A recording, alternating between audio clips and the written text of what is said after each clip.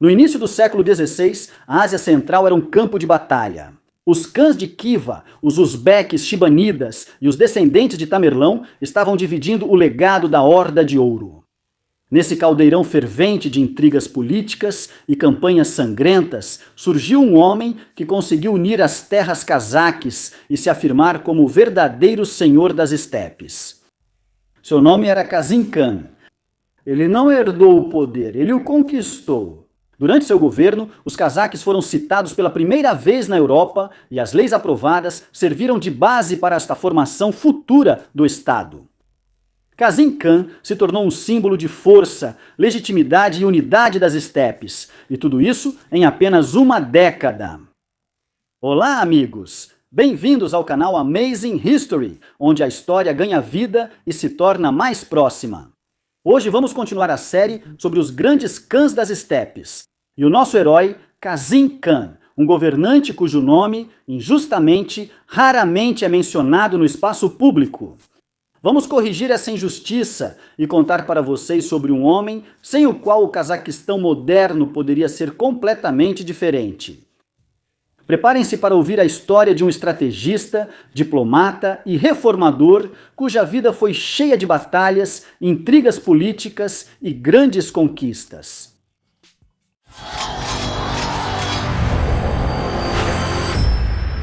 Kazim não era um candidato óbvio ao trono de Khan. Ele nasceu por volta de 1445 na família de Janibek Khan, um dos dois fundadores do Kanato Cazaque, junto com Kerey Khan. Sua linhagem traçava uma linha direta até Urus Khan, governante da Horda de Ouro. Janibek tinha, segundo diferentes fontes, até 9 filhos, e Kazim estava longe de ser o primogênito entre eles.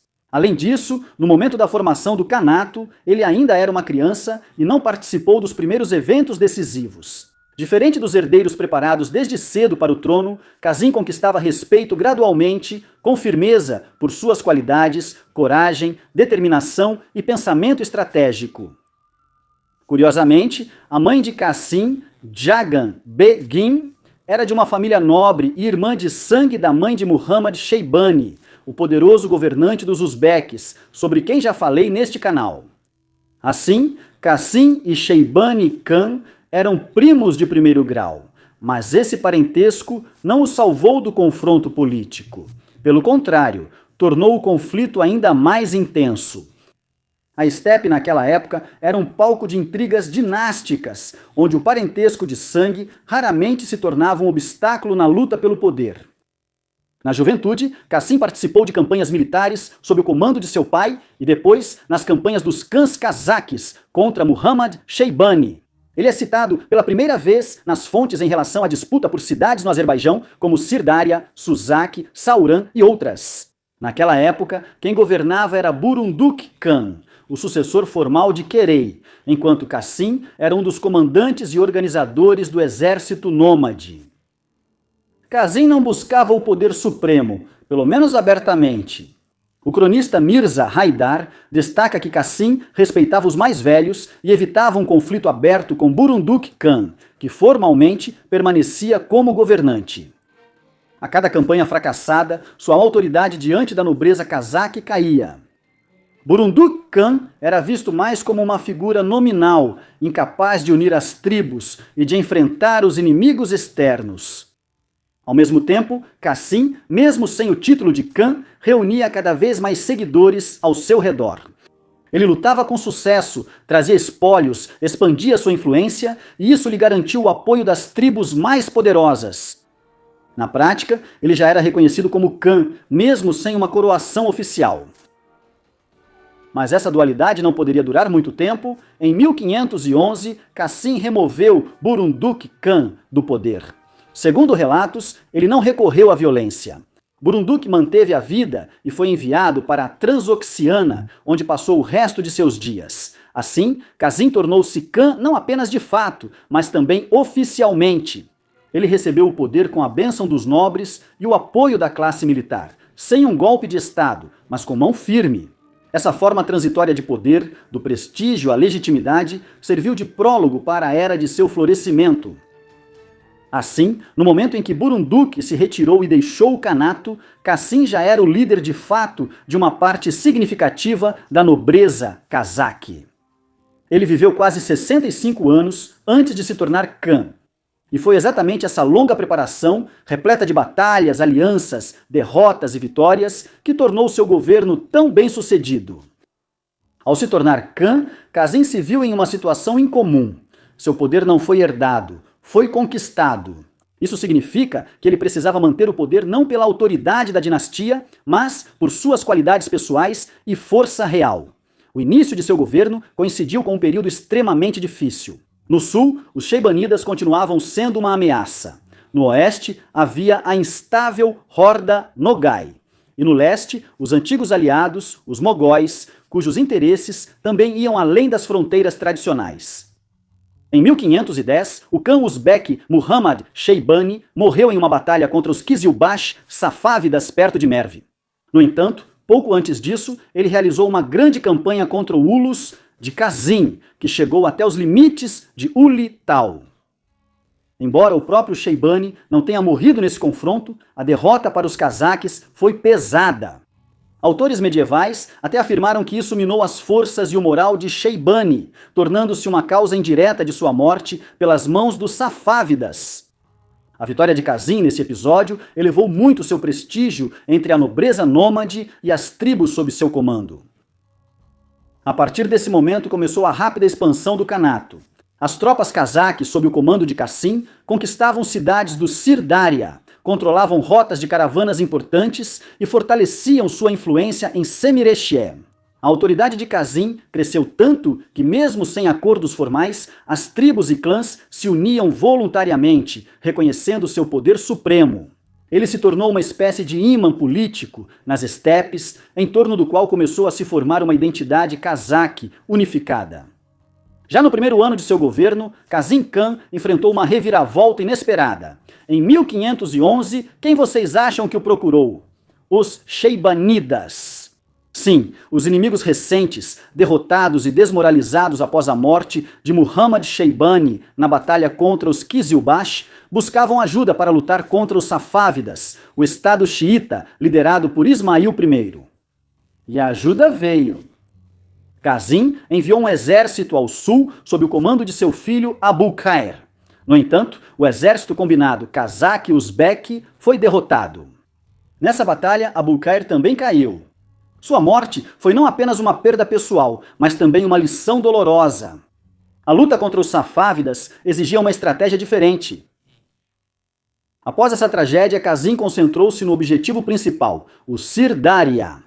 A área urbana nesse rio foi, desde a antiguidade, o centro do comércio, dos recursos hídricos e de autoridades espirituais. Tashkent era especialmente importante, estando sob o controle do governante Sheibanida, Suyunshkadja Khan. E embora até recentemente Cassim ajudasse os uzbeques, a conjuntura política mudou. O poder dos Sheibanidas enfraqueceu e a influência dos cazaques cresceu rapidamente. Em 1513, Cassim Khan, que na época tinha cerca de 70 anos, decide tomar Tashkent. Em meio à confusão interna entre os Sheibanidas e ao enfraquecimento do poder central, a cidade parecia uma presa fácil. A campanha foi organizada às pressas. Uma batalha começou perto da cidade. Apesar da resistência feroz e dos ferimentos recebidos, Cassim não deixou o campo de batalha. Mas o ataque não teve sucesso. Tashkent resistiu. As tropas cazaques foram obrigadas a recuar, limitando-se a saquear os arredores. Fontes sheibanidas até mencionam que, durante a batalha, Cassim Khan poderia ter sido capturado se tivessem reconhecido ele. Não foi triunfo nem fracasso. Para a nobreza e guerreiros, o Khan mostrou novamente que não se escondia atrás dos outros. Ele estava com eles, montado com a arma nas mãos. Após o fracasso em Tashkent, Cassim Khan tomou uma decisão importante e, como a história mostraria, sábia. Ele não insistiu em continuar a guerra contra os Sheibanidas. Pelo contrário, segundo relatos de fontes medievais, ele firmou com eles um acordo de paz, benéfico para ambos os lados. O Kanato Cazaque recebia o reconhecimento de seus territórios no Vale do Sirdaria, enquanto os Sheibanidas ganhavam uma trégua diante da crescente pressão dos Safávidas. Essa paz deu a Kazim uma vantagem importante. Ele pôde, sem temer um ataque pelo sul, concentrar-se em outras direções. No leste, nesse período, fortalecem-se as relações com o sultão Said Khan, governante de Mogulistão. O encontro pessoal deles é descrito no Tariq-i-Rashid, de Mirza Haidar, que esteve pessoalmente presente nas negociações. Said Khan propôs a Kazim uma aliança contra os inimigos comuns, os Sheibanidas. Mas Kazim, que já havia alcançado uma distensão política com eles, recusou educadamente. Ele mencionou o inverno que se aproximava e os riscos de uma campanha durante o inverno. Dessa forma, evitou ser arrastado para um novo conflito. No entanto, ao mesmo tempo, ele demonstrava respeito e abertura, o que estabeleceu uma base sólida para relações pacíficas e de aliança com os mogóis. O flanco leste, assim como o sul, acabou sendo fechado, e foi exatamente isso que abriu o caminho para a expansão para o oeste. Agora Kazim volta sua atenção para o oeste, para a Horda Nogai, dilacerada por conflitos, disputas internas, lutas entre clãs, decadência do poder central. Tudo isso deu ao Khan Kazakh uma chance única. Parte dos Mirzas Nogais reconheceu voluntariamente seu poder, vendo nele um descendente de Uruz Khan e o legítimo herdeiro da Horda. Outros se submeteram pela força. Em meados da década de 1510, o Kanato Kazakh chegou ao Volga. Sob seu domínio, passou Saraishik, a antiga capital do Ulus de Joti, um símbolo de legitimidade, o local de sepultamento dos grandes Khans. Entrar em Saraishik significava declarar-se como sucessor de toda a tradição da Horda. Por volta de 1520, as fronteiras do Kanato Kazakh atingiram uma escala sem precedentes. No oeste, o Volga; no leste, Jetizu ou Semiretie. Ao sul, as cidades do Sirdarya, incluindo Turquestão e Sairam. Ao norte, as estepes até o próprio Irtish. Isso já não era apenas uma união de clãs. Era um estado com exército, diplomacia, leis e sua própria imagem de governante. Nenhum Khan antes de Cassim conseguiu unir sob sua bandeira tantas terras e direitos. Se no campo de batalha Kazim Khan se destacava como comandante militar, nos assuntos de administração interna ele era um legislador e construtor do Estado. Nos anos de seu governo, a população do Kanato, segundo algumas estimativas, chegou a 1 milhão de pessoas. Um número enorme para o mundo nômade do século XVI. E para que isso não fosse apenas uma união de tribos sob um único comando, Kazim teve que criar um sistema de regras que fosse reconhecido por todos. Essas leis entraram para a história sob o nome de Caminho Iluminado do Khan Kassim. O nome fala por si só. Era um conjunto de normas que organizava a vida dos nômades, suas relações entre si e com o Khan. Pesquisadores modernos acreditam que a base era a Yasa, de Gengis Khan, mas adaptada à realidade da época, levando em conta o Adat Kazakh, ou seja, um código não escrito de regras, tradições militares e, claro, normas do Islã. A ordem legal de Cassim incluía 5 direções principais. A lei de propriedade regulava questões de terra, gado, pastagens e bens, resolvia disputas de propriedade. A lei criminal previa punição por assassinato, roubo, ofensa à honra, vingança de sangue, mentira e falso testemunho. A lei militar descrevia a mobilização, os deveres dos guerreiros, a estrutura do exército, as regras de divisão do saque e o comportamento em combate. O costume diplomático estabelecia normas de diplomacia, etiqueta diplomática, cortesia, retórica e comunicação internacional. A lei comunitária regulava a ajuda mútua na comunidade, a organização de eventos públicos, o auxílio aos necessitados, as regras para celebrações e o protocolo social. Essas normas não eram documentadas, mas transmitidas oralmente por bis e axacals. Funcionavam bem, pois se baseavam na autoridade do Khan e no estilo de vida nômade. O principal é que Cassim não quebrava as tradições, mas integrava o poder ao modo de vida habitual. Cassim Khan dava atenção especial à religião, mas fazia isso à sua maneira, sem dogmatismo ou fanatismo. Ele era adepto do islamismo sunita e pertencia à tariqa sufista Naqshbandiya. Em 1512, Cassim Khan chegou a abrigar em suas estepes o Sheikh Khadja Islam, seguidor da Naqshbandiya, que fugia da perseguição dos xiitas safávidas. Esse gesto não foi apenas um ato humanitário, mas também um sinal de apoio à comunidade islâmica sunita e uma demonstração da autoridade espiritual do Khan. Ao mesmo tempo, Qasim não impunha a fé.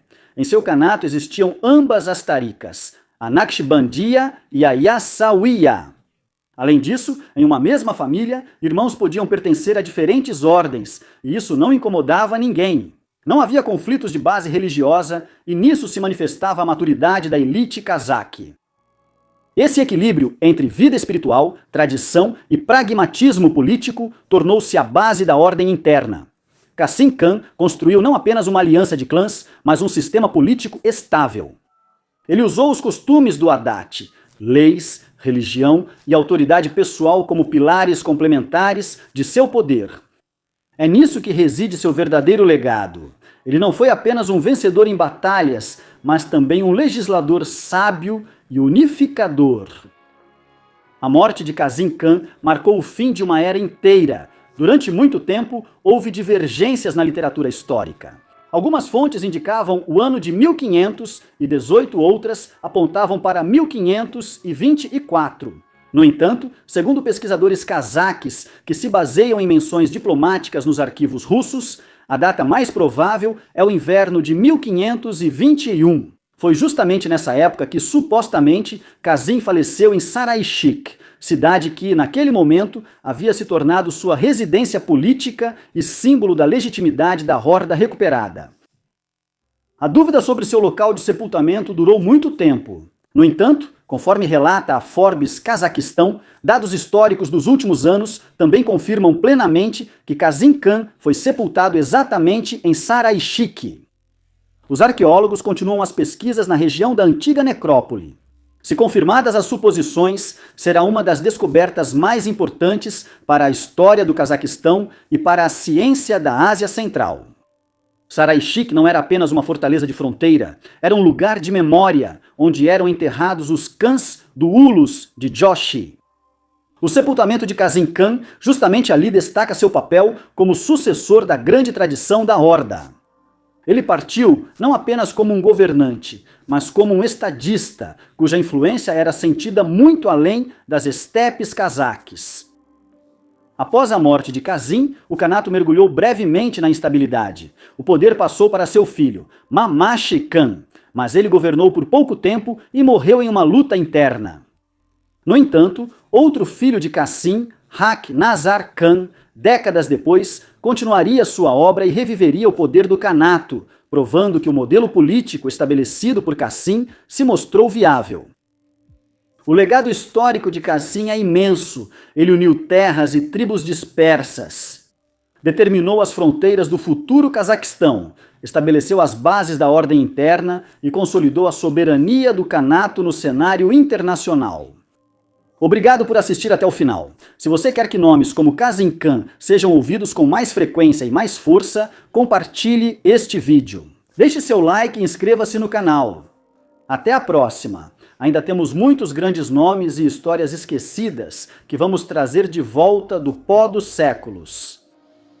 Tchau, pessoal!